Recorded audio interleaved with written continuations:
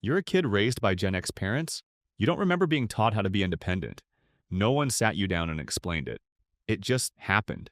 You remember quiet afternoons, an empty house, the sound of a door closing, and the silence that followed. You walked to school on your own, sometimes with friends, sometimes not. You made your own meals, simple things, whatever you could manage. You figured things out early, not because someone told you to, but because life naturally pushed you that way. And over time, you became someone people relied on. You didn't become independent, you became used to figuring things out alone. Because being reliable sometimes means you don't show when you need support, and that part often goes unnoticed. You grew up a little faster than others, not in a negative way, just differently. You understood responsibility early.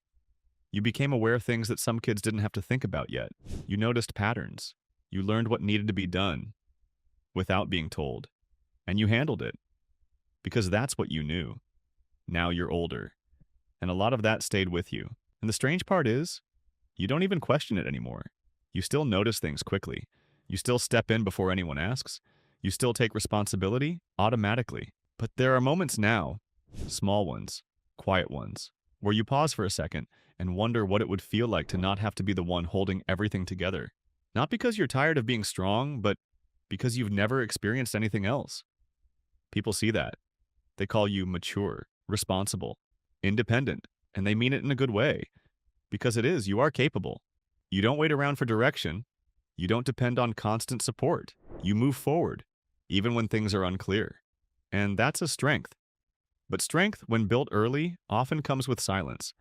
But what people don't always see is how early that strength started forming. Because Gen X parenting had its own style. It valued space. It valued independence. It trusted that children would learn by experiencing life directly. There wasn't always constant checking. There wasn't always step-by-step involvement. Instead, room to try, room to make mistakes, room to learn through experience. And in many ways, that worked.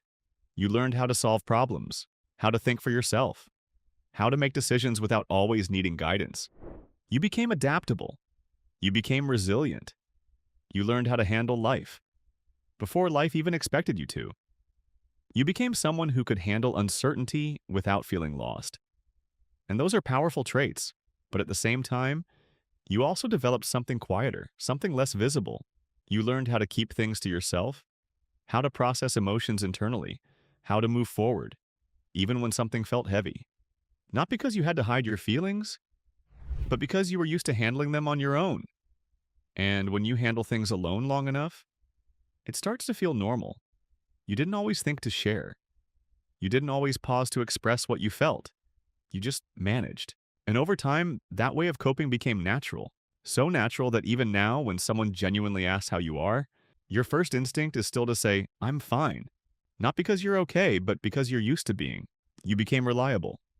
The one people could count on. The one who wouldn't panic. The one who would find a way. And that's something valuable.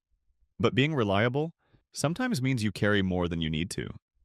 You don't always say when something feels overwhelming. You don't always slow down and ask for help. Not because you don't value people, but because your default is to handle things yourself. And defaults are hard to question when they've always worked. And that can feel confusing because you appreciate how you were raised. You understand the intention behind it. You know your parents wanted you to be capable, to be prepared, to be able to stand on your own in a world that doesn't always make things easy. And they gave you that. They really did. They gave you independence. They gave you resilience. They trusted you to grow, and that trust shaped you in powerful ways. You weren't held back. You were trusted forward. But at the same time, it also shaped how you relate to support. Because when independence starts early, it becomes your normal. You don't just have independence, you live it. It shows up in how you think, in how you respond to pressure, in how you deal with uncertainty. And now, even in situations where you don't have to do everything alone, you still feel like you should. Because doing it alone feels more familiar than relying on someone. You feel more comfortable managing things yourself. You feel more in control that way. And sometimes, even when help is available, you hesitate. Not because you don't trust others, but because relying on someone feels unfamiliar to your system. Because for a long time, relying on yourself was the most consistent option. And consistency becomes comfort. And that stays with you quietly, in the background, in the way you make decisions, in the way you carry stress, in the way you show up for others, often before you show up for yourself. And that's where the balance becomes important. Because independence is a strength, a real one. It allows you to navigate life with confidence. It helps you stay grounded when things become uncertain. It gives you the ability to move forward even when things aren't ideal. But like any strength, it has layers. It can make you capable, but it can also make you quiet about your own needs. It can make you strong, but also make it harder to let someone support you because asking for help feels like breaking a pattern you've trusted for years. And learning that balance takes time because it's not about changing who you are. You don't need to become dependent. You don't need to lose your independence. That's not the goal. The goal is to expand it, to keep your strength, while also allowing space for connection, for support, for shared responsibility, for moments where you don't have to carry everything alone. Because strength isn't just independence, it's flexibility. Because strength doesn't only show up in handling everything by yourself. Sometimes it shows up in letting someone stand with you, in trusting that support doesn't take away your strength, it adds to it. And that might not come naturally at first because this isn't just behavior, it's something you've practiced for years, in small ways, in everyday situations, in quiet moments that slowly shaped how you respond to life. And patterns like that don't change overnight, but they can evolve, slowly, gently, without losing the part of you that makes you capable. Because you were never meant to carry everything alone. You just became really good at it. And maybe now, it's not about unlearning your independence.